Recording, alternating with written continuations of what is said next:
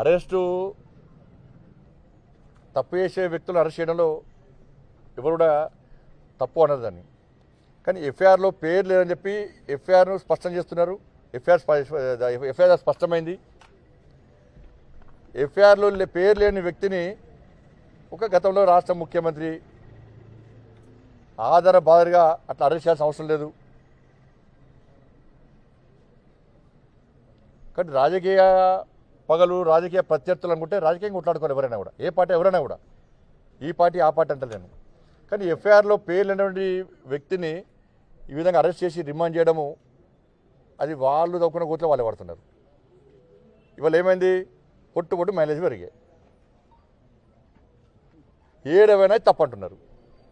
ఇట్లా అరెస్ట్ చేయడం తప్పు అని ప్రతి ఒక్కరు అంటున్నారు. తప్పు చేస్తే ఎవరైనా తప్పు చేస్తే శిక్ష పడాల్సిందే, అరెస్ట్ చేయాల్సిందే. కానీ ఇది కక్షపూరితంగా అరెస్ట్ చేసిన విషయము స్పష్టంగా కనబడుతుంది. అది స్పష్టంగా కనబడుతున్నది. కనబడేటప్పుడు ప్రజల్లో కూడా వ్యతిరేకత వస్తున్నది. ప్రజలు తిరగబడే పరిస్థితి వస్తున్నది. పార్టీలతో రాజకీయాలతో సంబంధం లేని వ్యక్తులు దీని మీద స్పందిస్తున్నారు. అన్ని పార్టీలు రాజకీయాలకు అతీతంగా స్పందిస్తున్నారు. జరిగిన అన్యాయాన్ని దృష్టిలో పెట్టుకొని రాజకీయాలతో సంబంధం లేదు. ఇట్లా మాట్లాడితే ఏజెంట్ అంటారు. దరిద్ర అలవాటున్నది ఆంధ్రాలో వైఎస్ఆర్సీపీ వాళ్ళకు. ఎవరైనా మాడితే చంద్రబాబు నాయుడు ఏజెంట్ అంటారు, రెండు పవన్ కళ్యాణ్ ఏజెంట్లు అంటారు. ఇక వాళ్ళే వాళ్ళే శుద్ధ పూసాలు అన్నట్టు. ఇక కానీ తప్పుగా అనడంలో ఎలాంటి ఇబ్బంది ఉండదు, వాస్తవాలు గ్రహించాలి. కానీ అన్ని పార్టీలు వ్యతిరేకిస్తున్నాయి. సామాన్య ప్రజలు తప్పు అంటున్నారు. అన్నప్పుడు ప్రభుత్వం ఒక్కసారి తప్పు చేస్తే దాన్ని గ్రహించి ఆ తప్పులను సరిదిద్దుకుంటే ఇంకా మైలేజ్ వస్తుంది మీకు. అరే కరెక్ట్ చేసిరు అంటారు. కానీ కక్షపూరితంగా వివరించి మేము జైలు నుంచి బయటికి రానియం, జైల్లో ఉంచుతామంటే ప్రజలు ప్రశ్నిస్తారు కదా. ఎన్నికల సమయంలో మీరు పోతే ప్రజలు ప్రశ్నించేది అదే, ఎందుకు అరెస్ట్ చేసిన చంద్రబాబు నాయుడు గారిని, ఎఫ్ఐఆర్లో పేరు లేదు కదంటే ఏం సమాధానం చెప్తారు. కానీ తప్పు చేస్తే శిక్షించడంలో మేము వ్యతిరేకించాము. కానీ అనవసరంగా లేని పని రాద్ధాంతాలు సృష్టించి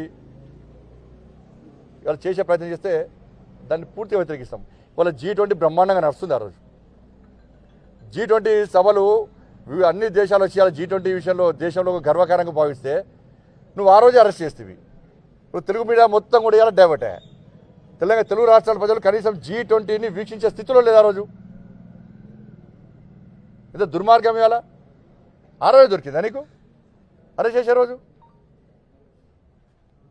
ఇలా మోడీ గారు ప్రపంచంలో హీరోగా మారింది. వాళ్ళ ఒక సంతోషకరమైన దేశం మొత్తం సంతోషకరమైన వాతావరణము, ఒక పండుగ వాతావరణము, అందరు టీవీ దగ్గర కూర్చొని G20 చూడాలి సభలను భావిస్తున్న తరుణంలో నువ్వు ఆ రోజే చంద్రబాబు నాయుడు అరెస్ట్ చేసి G20 విషయంలో ప్రజలు చూడకుండా చేస్తామంటే ఇంత దుర్మార్గం. అది ప్రజలు చిదరించుకుంటున్నారు. వాళ్ళు G20 చూడలేకపోయినామని బాధపడుతున్నారు. వాళ్ళు ప్రజలు మీడియాకి కావాల్సింది బ్రేకింగే, సంచలనమే. కానీ ఇప్పటికైనా వాస్తవాలు ఆలోచించాలి. రాజకీయంగా మనం కొట్టాడుకోవాలి. రాజకీయంగా మనం ప్రతి విమర్శలు పొలేటిగా వేసుకోవాలి. మరి ఇట్లా కక్ష సాధింపు చర్యతో రేపు మళ్ళీ వాళ్ళు పోతే నిన్ను అరెస్ట్ చేస్తారు. ఇదేనా మనం ప్రజల విషయంలో ప్రజా సమస్యల్లో ఫైట్ చేయాలి, విమర్శించుకోవాలి. మరి ఇటువంటి పరిస్థితుల్లో ఉండాలి. ఈ తెలంగాణలో కంటే దరిద్రం ఉందన్న. ఇప్పుడు గతంలో మేము కార్పొరేట్ ఉన్నప్పుడు కాంగ్రెస్ వాళ్ళము టీఆర్ఎస్ వాళ్ళము అందరం మాట్లాడుకుందాం, మేము కలిసి మాట్లాడుకుందాము, ఎమ్మెల్యేలను కలుద్దాము, మంత్రులను కలుద్దాము, అందరు కలిసి మాట్లాడుకుందాము. మళ్ళీ బయట రాజకీయ విమర్శలు రాజకీయ కొట్టాడుతామే. ఇప్పుడు ఏమైందంటే నాతో మాట్లాడడానికి ఎమ్మెల్యేలు భయపడతారు. ఆ రాష్ట్రపతి గారు వచ్చారు, గౌరవ రాష్ట్రపతి గారు వస్తే నేను పోయినా నాతో ఒక్క బీఆర్ఎస్ పార్టీ ఎమ్మెల్యే మాట్లాడాడు. నా నమస్తే ఇంటికి పోతారు, చేయగలుగుతలేరు. లాస్ట్కి ఒక ఎమ్మెల్యే చెవులెత్తారు, అన్న నీతో మాట్లాడితే మంత్రి పదవి విక్తదే అంటున్నాడు. అంటే రాష్ట్ర ముఖ్యమంత్రి కుటుంబము ఎంత రాజకీయాలు ఎంత చిల్లర చేసిందంటే కనీసము ప్రేమ అభిమానాన్ని కూడా లాస్ట్కు సర్వనాశనం చేసి ముఖ్యమంత్రి కుటుంబం. ఒక పార్టీ ఎమ్మెల్యే బీఆర్ఎస్ పార్టీతో మాట్లాడే పరిస్థితి లేదు. ఇక రాత్రి కూడా మెల్లంగా ఫోన్లు చేస్తారు. ఆ ఫోన్ కూడా భయపడుతున్నారు, ఫోన్ ట్యాప్ చేస్తున్నారు. ముఖ్యమంత్రికి బాగా పర్ఫెక్ట్ ఇలా ఫోన్లు అన్ని తింటాడన్న, రాత్రి మొత్తం రిపోర్ట్ వస్తానంటున్నారు. మళ్ళీ ఫేస్ టైమో లేకపోతే వేరే ఫోన్లోకి వెళ్ళి వేరే ఫోన్ చేసి అన్న ఇలా చాలా బాగా మాట్లాడమన్న ముఖ్యమంత్రి మీద, ముఖ్యమంత్రి కుటుంబం మీద, కానీ కలుద్దామంటే భయపడుతుందన్న, ముఖ్యమంత్రి అంటే ఉన్న పది ఊడగొడతానన్న చెప్పంటున్నారు. అంటే కనీసము ఆ ప్రేమ అభిమానులు మొత్తం సర్వనాశనం చేసిన మురుకుడి రాష్ట్ర ముఖ్యమంత్రి. కలిసి టూర్ గోదాం అంతా ఉన్నాం మేము. అరే నవ్వుకుంటే ప్రేమ మొత్తం మాడుకోవాలి ఊకే ఇదే పని అయ్యా మనం